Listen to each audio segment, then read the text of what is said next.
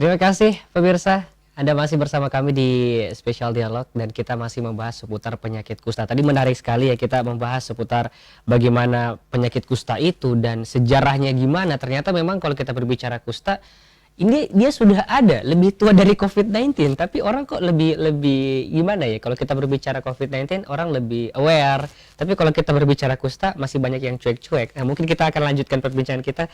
Saya ke Pak Al-Qadri dulu. Pak Al-Qadri, kalau kita lihat perkembangan di dunia kesehatan untuk penanganan penderita kusta sejauh ini, kalau dari Pak Al-Qadri mewakili YDTI seperti apa sih?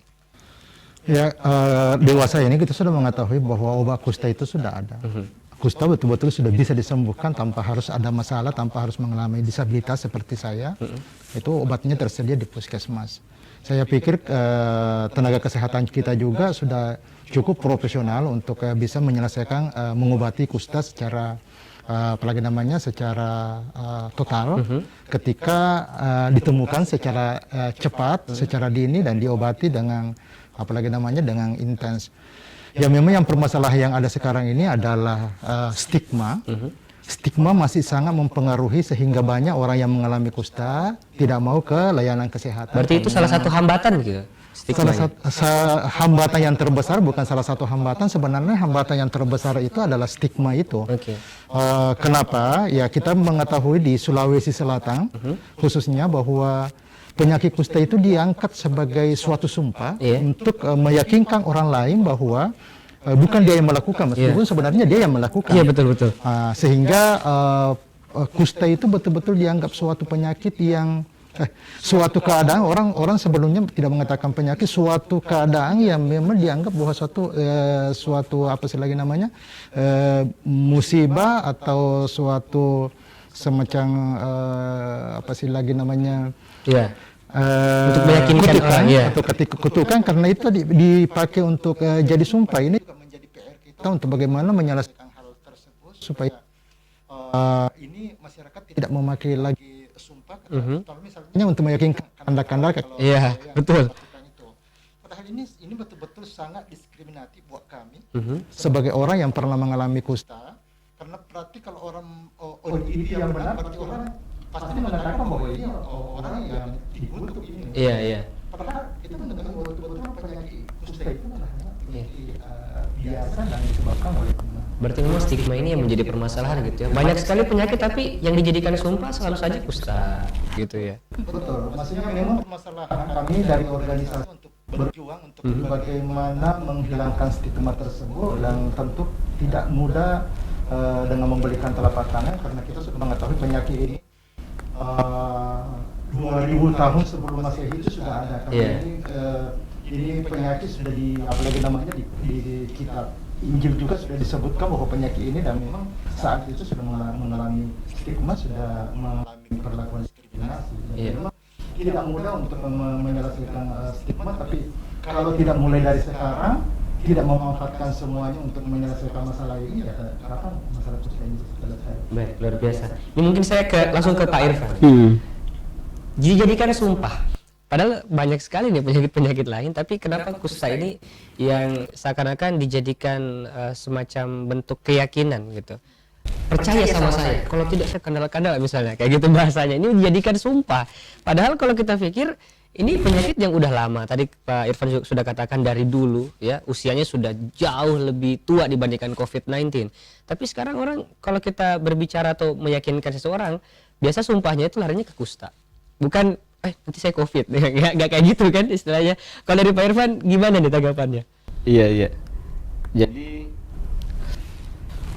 ada buku yang ditulis Anthony Reid itu tentang Asia Tenggara mulai tahun 1200 hingga 1400. Jadi situasi Asia Tenggara itu sangat berbeda dengan Eropa pun Asia Selatan, karena kan ke Asia Selatan ini Geografisnya beda gitu. Hidupnya juga sangat berbeda, di mana kan kita ini sangat rimba ya, sangat rimba. Nah, ketika Eropa datang, yang membuat Eropa takut itu bukan karena penyakit, karena adaptasi imun. Karena dia sangat kagum betapa sehatnya orang-orang tinggal di sini. Jadi nanti konon yang saya baca itu ya nanti sekitar setelah abad 13-14 baru kita mengenal ini, utamanya sifilis dan kusta. Itu karena interaksi sudah mulai sangat terbuka kan, karena kita hidup udaranya bagus, apa dan sebagainya. Nah, kalau di pertanyaan awal problemnya apa? Sosioekonomi politik itu mempengaruhi distribusi pengetahuan, hingga muncul baik serapa atau sumpah. Selain ya pengaruh, karena kita kan punya memang kosmologi Asia ini punya banyak ritual-ritual tertentu juga. Jadi kalau wabah di Makassar itu disebut Garimpua gitu. Kalau ada Garimpua dilakukanlah seriaga misalnya istilahnya, ataukah tunrumpak bale. Kalau dulu di awal-awal sebelum kisah Tumurung itu dicetuskan, polanya begitu, kalau mengusir wabah itu bikin serejaga namanya, atau tunrumpak bale. Nah, saya kembali ke persoalan sosioekonomi politiknya di masa itu yang harus diperiksa. Kenapa stigma muncul sehingga bertahan sampai sekarang. Taruhlah misalnya bahwa kondisi masyarakat di masa itu tidak aman, sehingga muncul pencurian, banyak upaya-upaya apa yang dianukan, dan itu pas berkaitan dengan orang yang mengalami Hansen misalnya. Jadi case-nya itu tidak banyak kadang, tapi itu dijadikan sebagai mirip vaksin.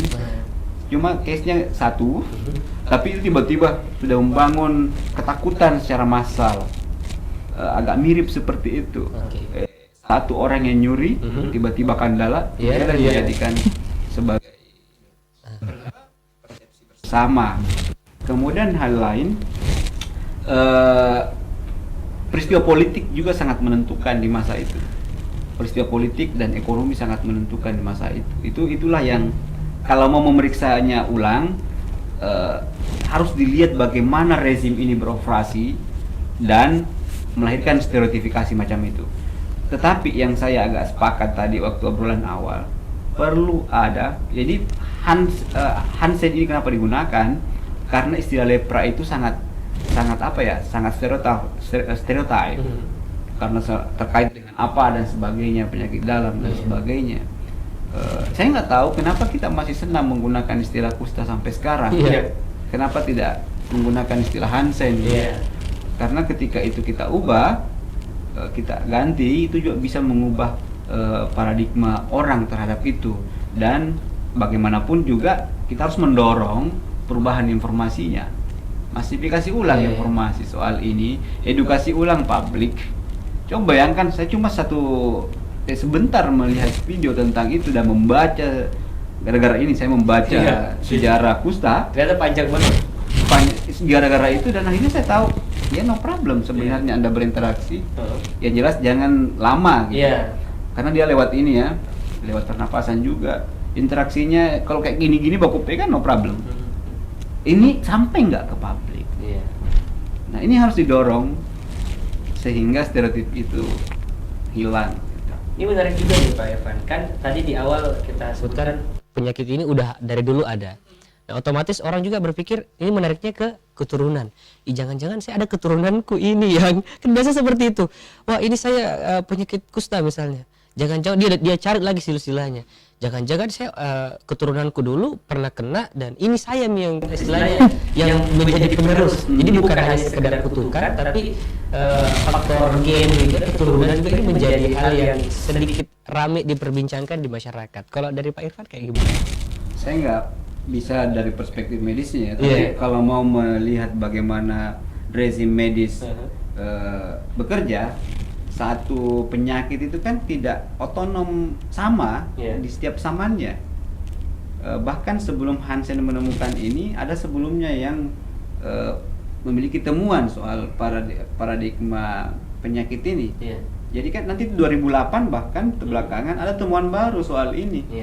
Sehingga apa yang dimaksud tadi tentang DNA atau apa, itu kan duga-dugaan aja. Kalau Anda memiliki pengetahuan kesehatan yang baik, mungkin bisa. Tetapi kalau tidak ya saya merekomendasikan mencari informasi yang lebih menarik lagi, supaya kita lebih paham dengan itu, menghilangkan was-was kita terhadap interaksi kita. Kemudian yang kedua, saya merasa aneh itu, ini terkait dengan kebudayaan kita ya, utamanya sering karena ada istilah malu kan karena mengalami ini. Ini gara-gara istilah Sirik Napace kita itu terlalu dibanalkan pemaknaannya. Akhirnya muncul diskriminasi. Ini terlalu banal, padahal ketika dia merasa Sirik, memiliki filsafat Sirik itu atau Kapace itu, justru dia merasa perih melihat orang lain tanpa bantuan apa-apa dan pasti mau menolong, tidak membiarkan mereka diisolasi. Ini artinya ada juga kegagalan kita melihat kebudayaan kita. Makanya saya menyebutnya ini kan bagaimana politik bahasa beroperasi lalu menjadi politik kebudayaan, akan tetapi tak ada strategi kebudayaan baru yang kita ciptakan untuk mengatasi ini. Kita butuh strategi kebudayaan. Ini harus strategi kebudayaan. Baik, terima kasih Pak Irfan. Saya ke Ibu Rahmawati ya. Ibu, kalau kita lihat di posisi Sulawesi Selatan, jika kita berbicara kusta, ini Provinsi Sulsel ini seperti apa sih gambarannya? Dalam artian mungkin dari kasus mungkin dibandingkan provinsi-provinsi lain, apakah memang Provinsi Sulsel dikategorikan provinsi yang memang cukup banyak penderita di dalamnya atau seperti apa ini? Kalau menurut saya, sejauh yang saya amati di beberapa di Kabupaten Goa deh, bagian di ibu Kabupaten nih. Goa sendiri, mungkin 2 tahun ini dinyatakan tidak ada kasus. Tidak ada tracing. Karena tidak ada pencarian memang. Ya. Tapi bukan berarti kusta tidak ada penemuan baru. Kalau sebenarnya 2 tahun ini bekerja dengan baik tanpa COVID, karena orang kan takut, kesehatan kan takut saat ini turun lapangan. Bertemu dengan orang-orang di masyarakat untuk langsung memeriksakan itu, sehingga orang mengatakan tidak ada penemuan baru. Padahal kemarin ada ICF-nya di Kabupaten Goa itu ada beberapa yang orang tua sudah ditemukan bercak-bercak dalam tubuhnya. Apakah memang yang menjadi salah satu hambatan juga pada saat penelusuran atau tracing, ada nggak penderita ini dia nggak mau bilang gitu? Mungkin dia sudah tahu nih, kayaknya saya kusta. Cuman kembali lagi dia malu mungkin. Dia mengatakan bahwa ini adalah aib saya. Dia tidak ingin memberitahukan. Padahal ini kita mau ngebantu. Nah, apakah dari Permata sendiri gimana nih cara penanganan orang-orang yang sedikit menganggap bahwa kusta ini adalah aib gitu? Gimana nih? Kami di Goa, pengalaman saya pribadi melakukan, kan ada beberapa yang tidak mau melanjutkan berobat. Kami melakukan yang namanya dukungan sebaya. Dukungan sebaya yang kami terus mendekati beliau sampai akhirnya dia mau berobat. Yang awalnya tidak mau dinyatakan kusta, dia bersembunyi. Cacat. Karena kalau kita tidak diobati akan menimbulkan yang namanya cacat atau disabilitas. Dan kalau tidak diobati akan menularkan ke anak-anak kita, orang lain. Apa ibu tidak mau? Apa ibu mau merasakan apa yang kita rasakan orang lain? Kita kan tidak mau memberikan contoh. Kalau cepat diobati akan seperti ini, kalau lambat diobati akan jadi kalau misalnya memang ada penderita kusta yang sudah mengikuti proses pengobatan, otomatis juga kan beda-beda nih orang. Ada orang yang mungkin senang karena sudah diobati, tapi dengan proses jangka waktu yang berbeda-beda juga biasanya ada pasien yang merasa, aduh ini gimana, saya bakalan sembuh atau tidak ini. Nah, kalau dari Permata menghadapi pasien-pasien seperti itu gimana nih? Nasihat-nasihatnya gimana tuh? Tetap kami edukasi mereka supaya dalam dirinya itu tidak berkurang sampai akhirnya kita kasih motivasi, karena memang samping obat kusta itu yang membuat kulit itu berubah. Kulit itu akan menjadi hitam di masa pengobatan 4 sampai mungkin itu membunuh bakteri-bakterinya gitu ya. Sehingga itu yang membuat stigma dalam diri kita, yang orang yang mengalami itu malu keluar rumah karena kulit kita hitam. Itu yang terus kita memotivasi supaya dia tidak malu keluar rumah. Kita beri dukungan-dukungan yang semacam kita ajak keluar jalan-jalan, curhat-curhat sama kami, jangan ke orang lain seperti itu. untuk melegakan hatinya kan, dia merasa oh ternyata ada di balik temanku. Yang kan awalnya yang mereka mungkin putus yang asa iya gitu putus ya. asanya itu yang divonis kusta, mereka menganggap dirinya ya sudah tidak ada yang mau menikah dengan saya, menerima lamaran saya kalau laki-laki. Seperti itu, anggapan-anggapan itu yang ada di benak orang yang mengalami kusta, sehingga kami selalu beri dukungan. Buktinya saya sembuh. 3 tahun saya nggak bisa jalan, saya bisa sembuh. Kalau memang ada semangat untuk hidup pasti bisa. Itu yang selalu kami beri dukungan. Apalagi di gua kan kebanyakan anak muda, dan kami teredukasi dengan Opa yang Pak Kadri yang selalu kami panggil Opa. Itu yang membuat kami di gua itu bertahan sampai saat ini, karena motivasi beliau, melihat semangat beliau, sehingga kami di gua masa Opa bisa, kami tidak bisa. Betul. Seperti itu. Baik, berarti memang dari Permata cabang Goa ini sudah tahu gitu langkah-langkah penanganan jika memang pasien ini seperti ini ya. Tapi kadang juga ini stigma ini muncul karena perilaku yang memang dia langsung lihat gitu. Contoh, ada penderita kusta, terus tiba-tiba ada teman yang tadinya ini mereka akrab sekali gitu kan, ngomongnya ini, ketika tahu rekannya ini terkena kusta, ada semacam bentuk perilaku yang berbeda muncul, taruhlah diskriminasi atau apalah istilahnya. Nah, ada nggak sering yang mengadu ke Permata bahwa lo gara-gara kusta saya seperti ini, gara-gara kusta saya seperti ini, ada nggak gitu? Ada ya? ada. Seperti apa biasanya yang ibu ingat seperti apa tuh? Dia bukan cuma dijauhi sama tetangganya atau temannya, tapi keluarganya juga menstigma. Keluarganya sendiri. Internal ini juga menjauhi. Aduh. Ya, karena pemahaman yang salah itu, sehingga keluarga ini menganggap anaknya ini penyakit seperti itu, yang awalnya diponis, dia tidak mau menerima sampai tidak diobati. Di saat anaknya mengalami reaksi, baru dia mau diobati, itu pun menstigma anaknya sendiri, bahwasanya anaknya tidak bisa makanannya dipisah, sampai akhirnya kita melakukan pendekatan yang memang awalnya mengusir, tapi sering kali kita lakukan kunjungan itu sampai akhirnya dia paham dan menerima anaknya ini. Wah, luar biasa, memang sampai keluarga inti pun ini sedikit terpengaruh dengan stigma-stigma tersebut ya Ibu ya. Baik, kita akan kembali melanjutkan perbincangan kita, sangat menarik sekali ini. Selamat tetap bersama kami.